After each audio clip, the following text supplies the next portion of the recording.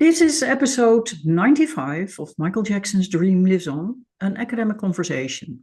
Your hosts are academic Elizabeth Amizu and academic Karin Merks. And today's episode is part 4 of the Dangerous Philosophies, chapter 4, Narrative in Michael Jackson's Bed. This is completely up the sleeve of you as a writer.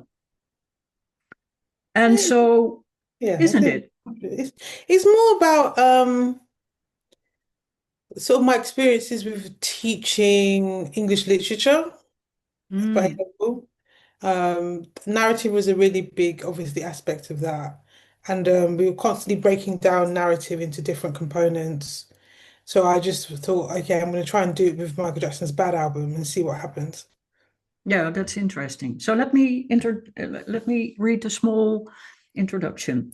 The years 1987 to 1988 saw an exponential growth in Michael Jackson's musical and artistic development. After Thriller's meteoric success, Jackson was encouraged by his producer Quincy Jones to write as many songs as possible on his 1987 release, Bad. This chapter presents Jackson primarily as a storyteller and gives an in-depth exploration of his ability to employ the aspects of literary narrative. So we have plot, perspective, characterization, setting, language, and genre in order to engage a wide audience. You have a quote that I found kind of interesting.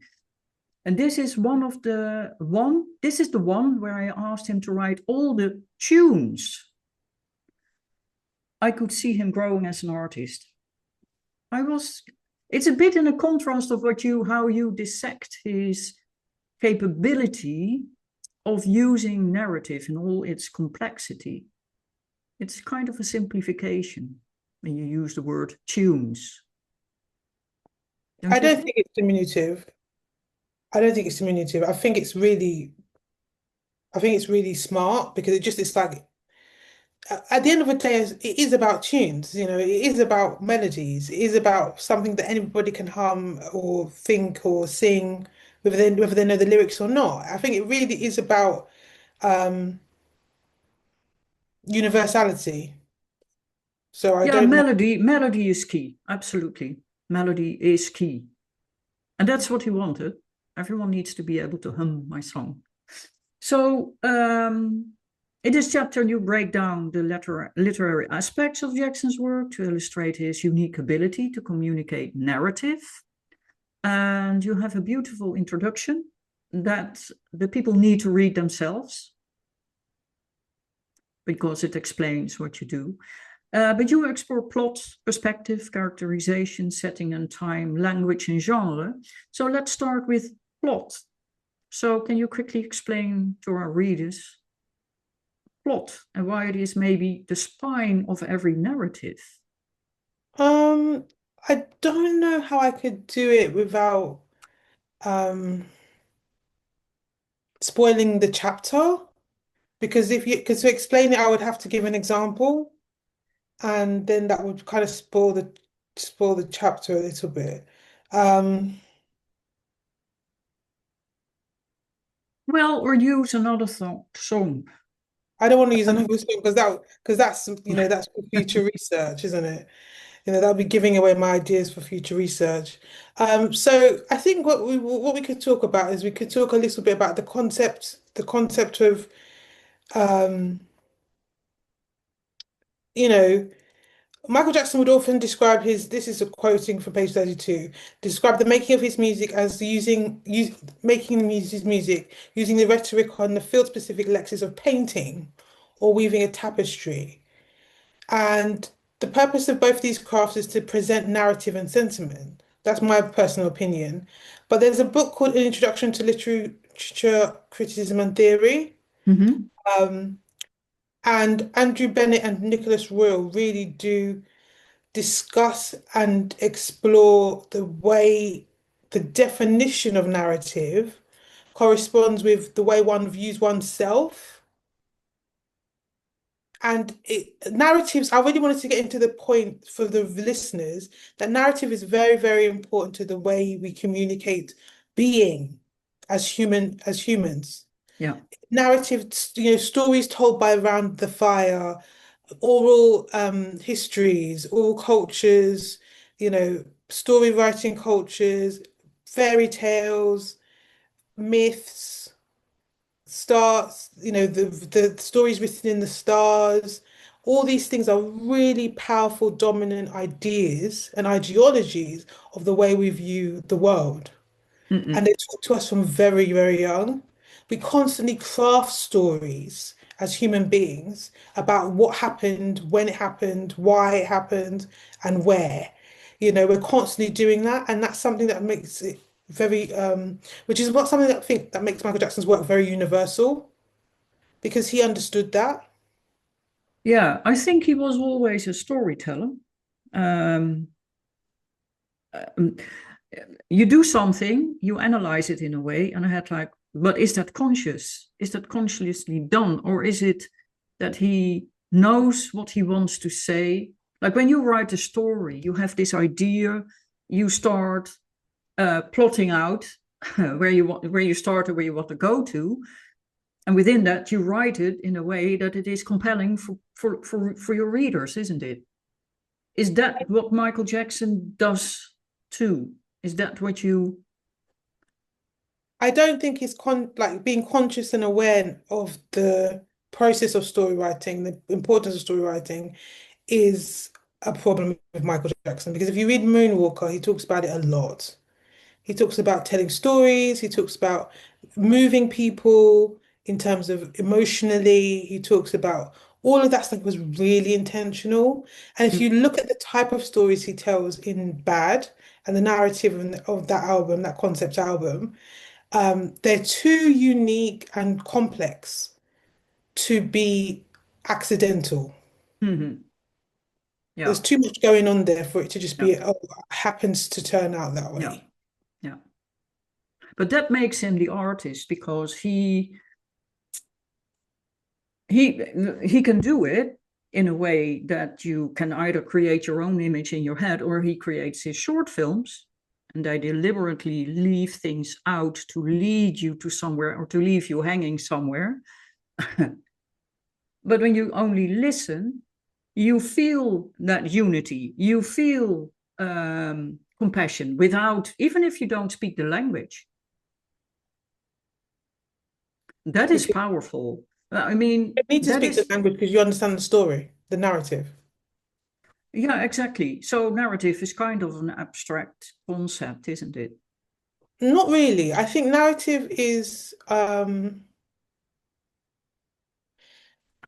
narrative is made up of different components, and each of those components work together to create a whole. So under narrative, we have the plot, we have the characterization, we have the kind of concepts like equilibrium and denouement and climactic moments of the narrative, conflict moments of narrative. And I think Michael Jackson really understood those key points in Mm-mm. terms of creating dramatic tension for audiences, especially with his songs. I've been listening to Smooth Criminal a lot lately, and I'm not gonna give away the beans of what I've been comparing it to, but I was quite interested in songs about that kind of idea of like of criminality and how Mm-hmm. they can become really catchy and like movement, groovy kind of thing. Oh, yeah, yeah, Yeah, they can move you. That's the point I'm yeah, trying to say. They can move you. And they can be really, his music really blends well with the cinematic as well. yeah, And it's because of the powerful narratives running through his songs that he can do that work, yeah, short films. yeah. Maybe he was more a filmmaker in the end, but I think he was just an artist. So he the well, medium not just an artist. He was definitely an artist. Yeah. I think he Yeah, was an artist. Like it doesn't really matter what canvas you gave him to paint on. He was going to create something really magical. yeah. And he knows how to keep the mystery there. He's one of the key examples of narrative structure. If we talk about perspective, like who is telling Hmm. the story can change everything about the story. Yeah, Who is telling us the series of events? And I draw a lot of comparisons with Michael Jackson and Gatsby in The Great yeah, Gatsby yeah, yeah, and F. Scott Fitzgerald. And I talk about this concept of when the storyteller is unreliable, what does that mean? Or what if the storyteller is the antagonist? Not necessarily the protagonist of the story, it's the antagonist telling the story. How does that change the series of events and how we read them and how we perceive them? yeah. Very interesting. Perspective I found very interesting, but characterization also, because you just said his narrative, his storytelling is so powerful that it's also visible. It's also you can. He's also a filmmaker, and he was also a painter, by the way. Um, what I always find interesting, you see it also on stage. And there you have something that people sometimes think that is Michael, but he's playing a role of his narrative, isn't it? Well, characterization is really crucial to performance, and Michael Jackson was a very consummate performer. So characterization is always the use of an avatar, the use of a depiction, an expression of the artist's perspectives or creativity that's used to advance a particular idea. Yeah. We can get carried away with the concept that the performance is the person, Mm-mm. and human beings have often done that. But when you are looking at performance, you are watching a character in motion. Yeah. Yeah. That's the truth. You're Yeah. never truly seeing the artist behind the performance. No, and that is something that you have it also in books. When a book has an eye, then a lot of people think, oh, that's the author, isn't it? It's the perspective. For Yeah, each first person is a perspective. exactly. So from characterization, we can go to setting and time, which is really interesting because time can be anytime, anywhere, and in every location. And he has that a lot um, with his short films. We will, yeah. Can you tell us something about that? Um, Michael Jackson was inspired by real life stories. And some of those real life stories are really dark and dismal. Mm-hmm. And it's interesting to think about how he connected with them as an artist. So I'm thinking of the story of the boy who was tried to change his life, but he was killed by his old friends in living in like a slum area in Bad. Mm-hmm. And also, the fact that in the short film, we have a character who is returning to his old neighborhood, facing pressure to remain the same. And he's choosing to try and break out of that, but mold doesn't really work for him. And then you have Smooth Criminal, which is a song about some an attack, Yeah, an a murder, assault, maybe even. and it's really full of suspense and danger.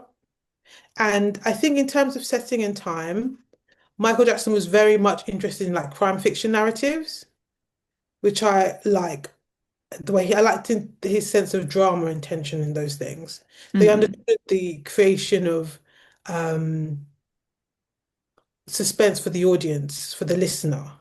And then also he has something, the movement, the groove of the sound to kind of push the narrative forward Mm-hmm. song. So we have Anya, Are You Okay, which is his repeated refrain Yeah, in Smooth Criminal. yeah. And I love this fact that there's nothing you can do to stop these events from taking place.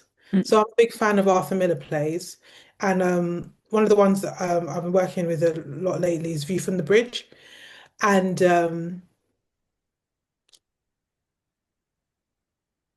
I really like this concept of not the audience not being able to stop the events from taking place, but just being forced to kind of watch them happen. mhm. Um, I think that Michael Jackson does that really well. Yeah, it's also kind of unnerving at times. Yeah, because he brings us close using setting and time, and then he also sets us apart in order to maintain this air of mystery. Hmm. And Yeah, I think the delicate balance between doing that is really something unique to him as an artist. yeah, yeah, definitely. And then we have language, and language plays a huge role in his work. Not only the actual language. Sometimes you can't even understand what he says. He uses language as a sound. That is, to me, is very interesting. But yeah, you use Man in the Mirror, which is a reflection. You have to look at yourself and then change from within. But the imagery is interesting because he does something with that. The imagery that he uses to do it, to show us. So he he makes the wind into something that is palpable. He can personify inanimate objects in his short films, and in this short film particularly, because the song is not his as such. Yes, but he's very evocative in his use of metaphor and imagery. Mm. It's the way he which his mouth, his sound, his instrument moves around the words in Man in the Mirror, Mm-hmm. which is so powerful. You know, you have this concept about scars and faded dreams and people that have nothing, absolutely nothing. And then it's also really interesting to think about the person behind the song and the singing and how removed Michael was from that experience because he was a really successful, wealthy person. So how was he connecting or relating to people with nothing?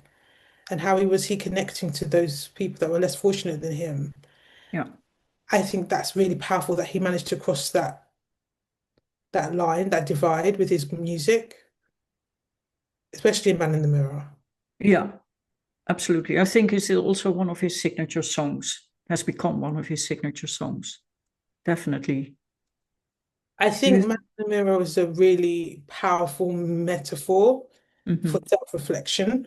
And I Yeah. think that the use of imagery is very powerful throughout the song. And Man in the Mirror wasn't written by Michael Jackson, but he was the executive producer of his work. And I like to credit him for the use of the song because Hmm. the song was chosen by him, and including it on the album was a choice that he made. Yeah. And I want to always to give him credit for the song in terms of delivery and style. Oh yeah, absolutely. Yeah. So I think that's very, very important to sort of Yeah. state. Yeah. Yeah. Yeah. Definitely. And from language, we go to genre. Genre is something I don't know. I know that Quincy Jones and Michael Jackson, there is not a genre in music. There's only good music or bad music, and we have the tendency to categorize everything. Otherwise, we're somehow lost. We need to give it a label or something. And you describe wonderful how he devised that, how he Yeah. devised Yeah. genre.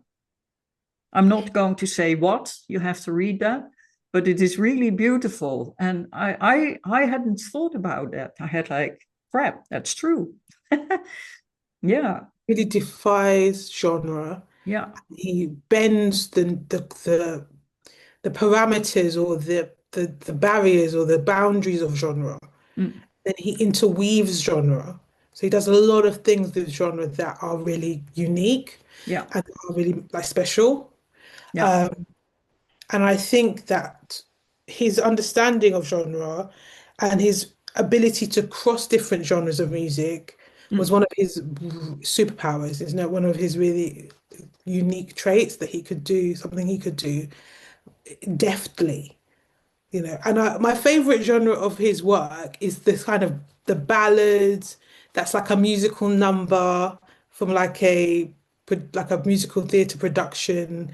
I think Childhood is a little bit like towards that style mm, of music. mm, Um, but if we're talking about bad, it's I Just Can't Stop Loving You.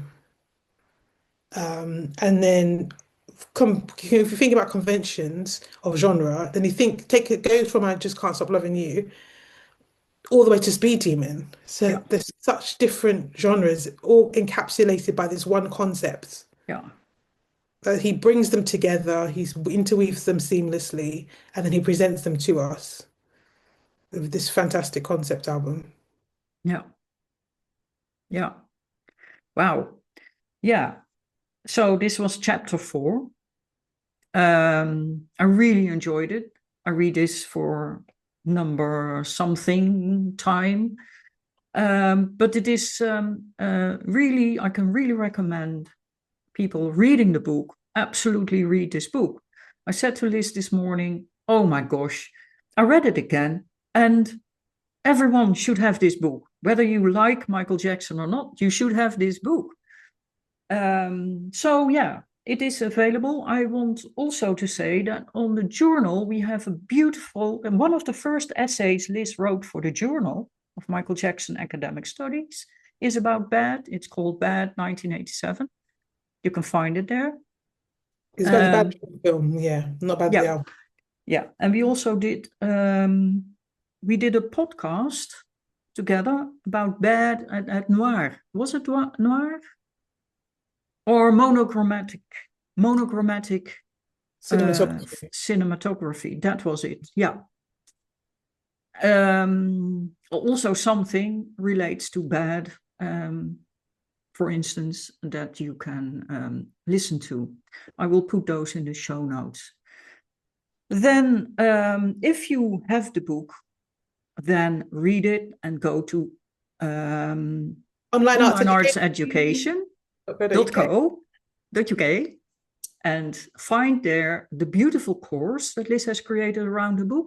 This will help you through this brilliant book, gives you ideas Lots to of ideas. Yeah, there's lots study about for yourself. Yeah, rebellion, self-assertion, fame, paranoia, the price of success. I talk about the dark side of celebrity, also about transformation and redemption. And there's lots of song analysis, and we talk about the legacy of the album as well. So we really go into much depth, more depth in the course yeah, than we do in the book itself. in the book itself. Yeah. So highly recommended to do that. Link is in the show notes. And next time we go to chapter 5, and that is identity and identification in Michael Jackson's Dangerous. And that's Yeah, exactly on time yeah, because it's Dangerous got its anniversary dangerous this time. year. Yeah. Ooh, yeah. And our next episode is going to be a very important episode because the Dangerous Philosophies is anniversary, 10th Yeah. anniversary is on the 26th of September. Yeah. Yeah. So, you know, keep your eyes peeled for something special around that. Um, but I think it's going to be a really powerful episode, next episode. Yeah. Can't wait. Yeah. All episodes are powerful. We are discussing a powerful book. So, but we Yeah. can't just spill all the beans because then you don't have to read anymore. And yeah. Anyway, thank you so much for listening. And it's all for love. Take care of yourselves. Bye. Bye.